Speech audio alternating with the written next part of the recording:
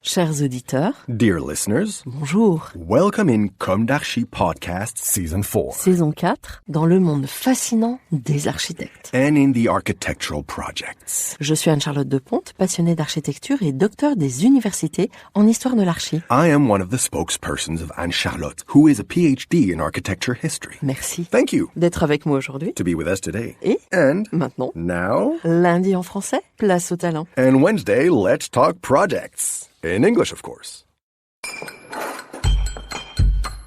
Bienvenue dans Comme d'Archi.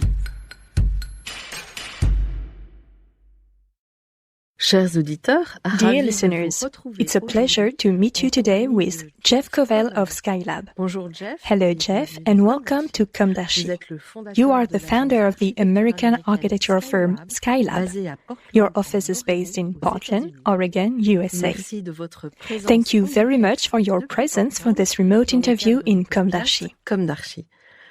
You are the architect of the massive Serena Williams Nike World HQ, for example, but also much more intimate projects and projects in timber. We will come back to Nous y that. reviendrons. Tout d'abord, First, why the name of Skylab?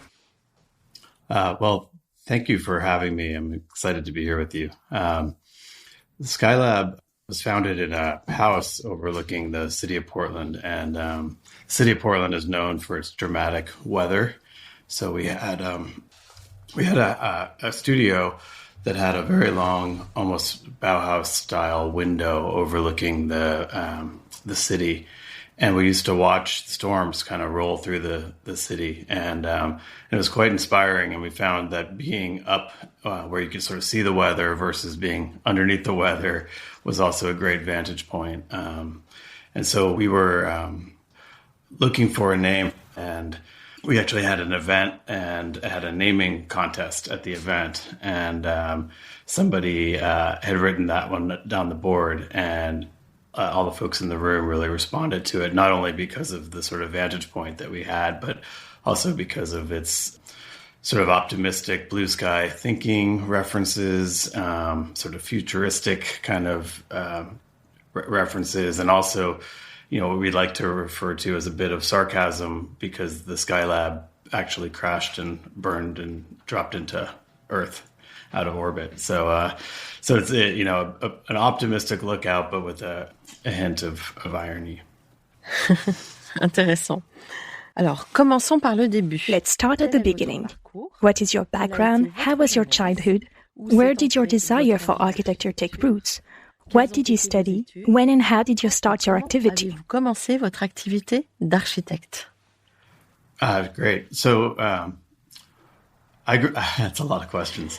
I grew up in Rye, New York, which is a town about 45 minutes north of Manhattan on the east coast of the United States. And when I was about 7 years old, I was really fortunate to be a part of the design and construction of a custom residence for my family. My parents hired a young architect at the time named Steve Haas, and he was quite progressive. This was like 1980 or 1982, something like that.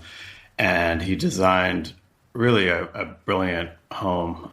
And I was spending time, in the meetings with my parents, looking at the model that he made. And then fortunately on site, once a week I would go and walk around the construction site with my parents. And I was just completely taken by the contractors and the tools. And, for a sort of Lego obsessed young adult, like seeing it all go into full scale was really quite powerful. So really, at that moment, I was not that I was thinking about what I wanted to do with my life, but I was very, very much enraptured by construction and design.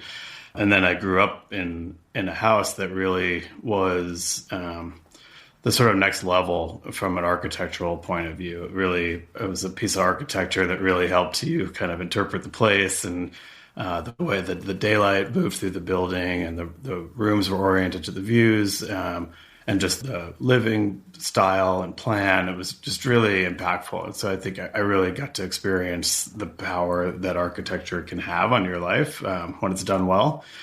And so, I was one of those people that really knew what I wanted to do from a really young age and set out on sort of as fast a course as possible to achieve that goal. Retrouvez l'intégralité de cet épisode sur Apple Podcast, Acast, Deezer, Spotify.